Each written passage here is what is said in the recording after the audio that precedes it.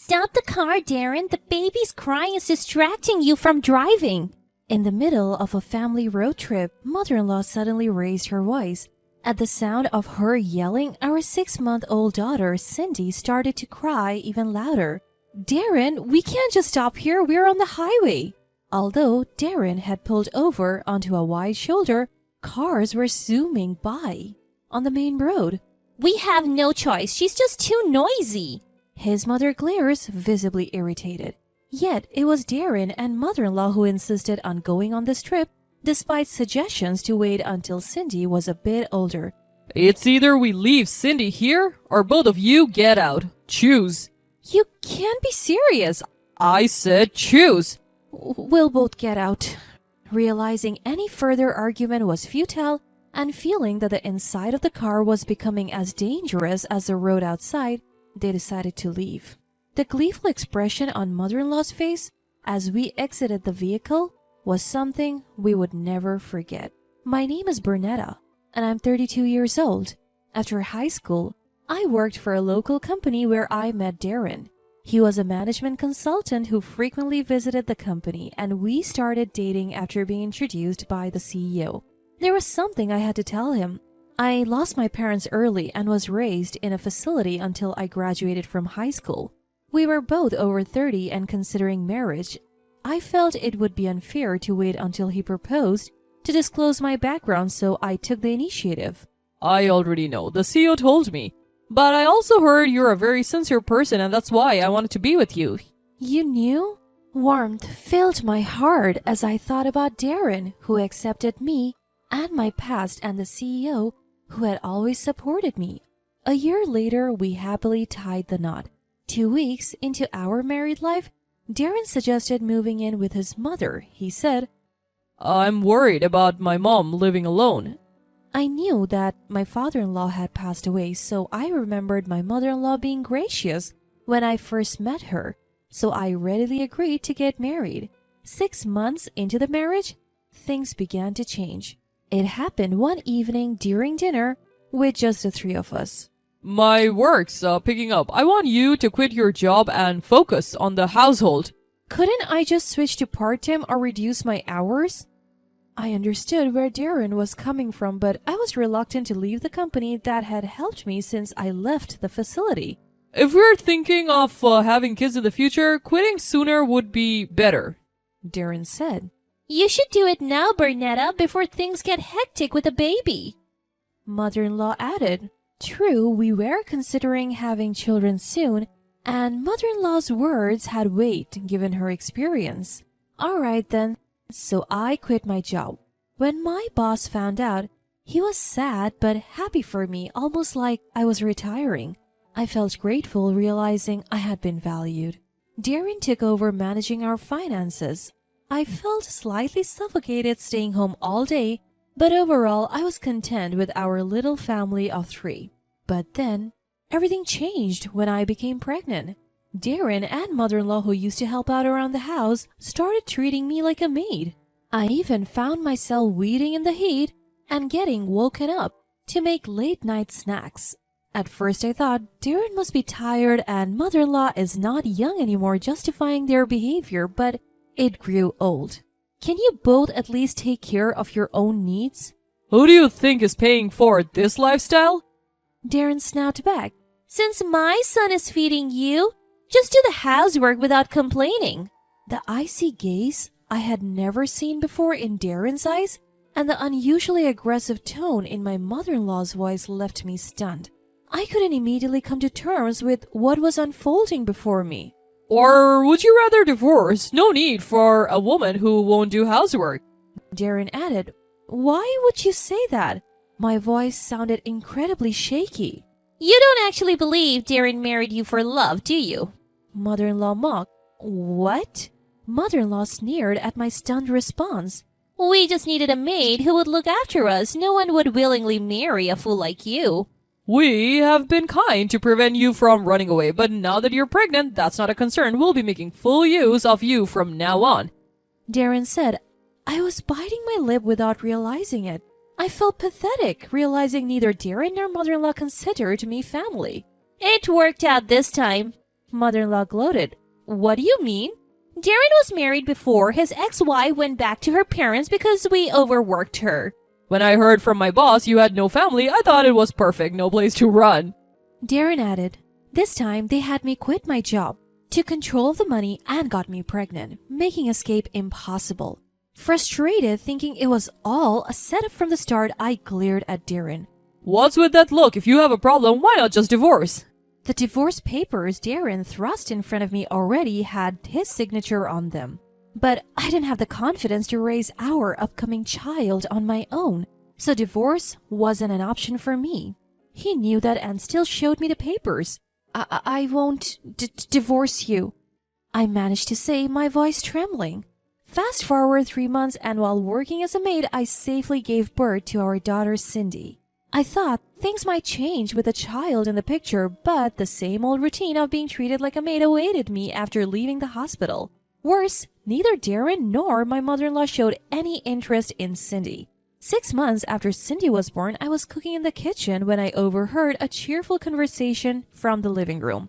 Mom, your birthday's coming up, right? I think I can get some days off. How about a 3-day trip? Oh, how delightful. Let's go. Darren was the classic mommy's boy. I had sensed it since we got married, but after my pregnancy, he stopped hiding it. Despite giving me the bare minimum for living expenses, he showered his mother with spending money. She was living it up, lunches, shopping, you name it. It seemed like he was planning to fund this trip from our household budget too. Bernetta, handle the booking and packing, will you? Caught off guard, I was shocked. Me? An overnight trip isn't possible with Cindy yet. What are you talking about? Who's going to look after us if you're not there? Yeah, it's my birthday. You should celebrate with me. I wanted to argue against their absurd reasoning, but looking at them shouting, I knew it was futile. I reluctantly agreed to go on the trip. So there I was, on the first day of our vacation, having taken care of all the arrangements. We were headed to the hotel with Darren driving. I looked up the hotel you booked online. It's highly rated. Seems pretty upscale. Good job getting us a reservation. Even a woman like you can be useful sometimes. I returned their cheerful smiles ambiguously. Their words irritated me, but it was better than them being in a bad mood. I was hoping the trip would end without further issues, but it wasn't to be so easy. On the highway, Cindy began to cry. Feeling the tension rising in Darren and mother-in-law, I tried to soothe my daughter as quickly as possible. But the unfamiliarity of the trip seemed to make it impossible for her to stop crying. Shut her up already! I'm sorry! You wouldn't think I was apologizing for our own daughter, but it's all I could do. Then out of the blue, Darren pulls over onto the shoulder of the highway. Either leave Cindy here, or both of you get out. Choose. What? We can't just do that! Even though it's the shoulder, cars are zooming by at terrifying speeds. Just wait a little longer, she'll stop crying. The moment I say this, there's a loud thud. I thought we had been rear-ended, but it was actually Darren slamming the door. We're both getting out. Seeing Darren's face full of rage made me feel just as unsafe inside the car as out. And as soon as we exit the car, Darren speeds off, leaving us stranded on the highway. As the car speeds away, mother-in-law shouts out the window, "You'll be fine if you stay on the side, you won't get hit." My eyes well up with tears of humiliation, but I'm the only one who can protect this child. I had been complying with Darren and mother-in-law, thinking Cindy would be better off, but I realized that was a mistake. I'm going to give it my best, sweetheart. Wiping away my tears, I vowed to escape from those two. 2 days later is the checkout day at the hotel we had booked. Waiting for a call from Darren, my phone rings as expected around 10 in the morning. Hey, they're saying the stay costs $10,000 without the baby. What's going on? Get over here now. The price is totally different from what we reserved. I can hear mother-in-law ranting in the background. I can't help but grin because things are going just as I had predicted. The hotel owner is an acquaintance of a former boss. The reduced rate was a courtesy because of Cindy. What? What are you saying? When they had asked me to book the hotel, I had called a place where I had a connection. and the hotel owner, thrilled to hear about my daughter, offered us a discounted rate as a celebration. So the normal rate applies if Cindy isn't there. Besides, it seems like you two lived it up at the hotel, didn't you? That's why it's $10,000. Darren and mother-in-law had been sending pictures of lavish meals and rented pools during their stay, clearly to taunt me. Why didn't you mention this crucial detail before? I didn't think you would dump us on the highway. What's with that tone, huh? You think this is a joke? I'm just stating the facts. Listen, don't get cocky just because we're on the phone. Who do you think is taking care of you when you have no money, no job, and no education? Exactly. You can't escape us, so you better come home now. If you don't, we're going to drag you back here. I used to crumble under their intensity, but this time was different. Well, even if I return home, I won't be there. What? What are you talking about?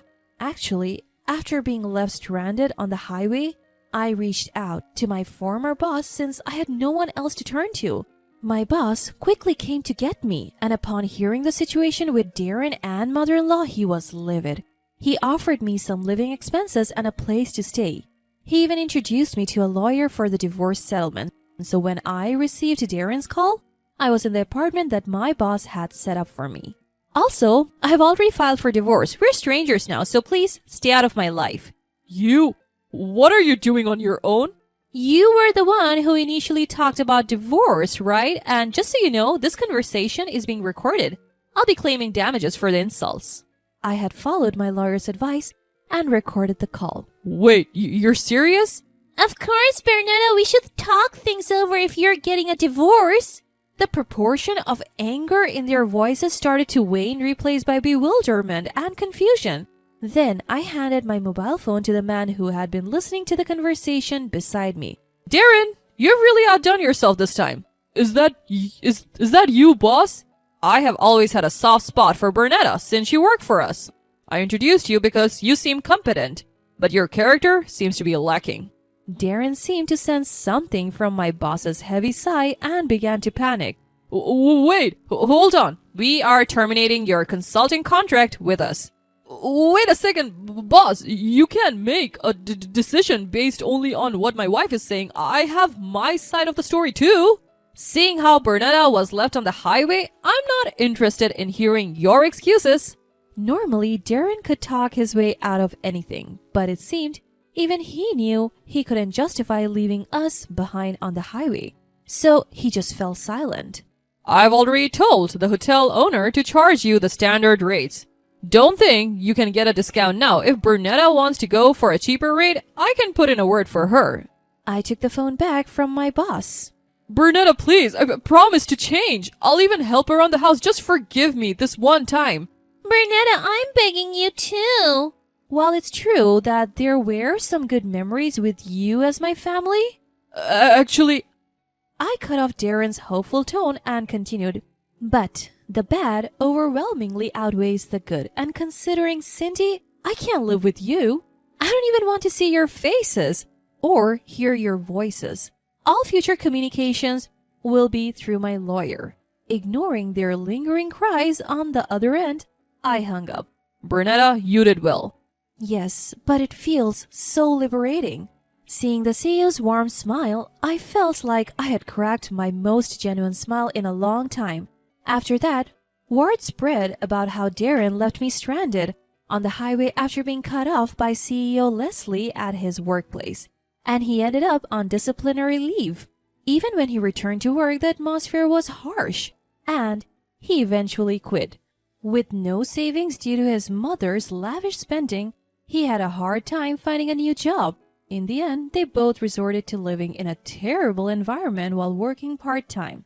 As for me, thanks to the CEO's intervention, I was able to return to my previous job as a full-time employee. Concerned about Cindy, I spoke to human resources and found out a daycare had been set up in the company. I'm the first one using it for my daughter. I plan to give it my all as a working mom from now on.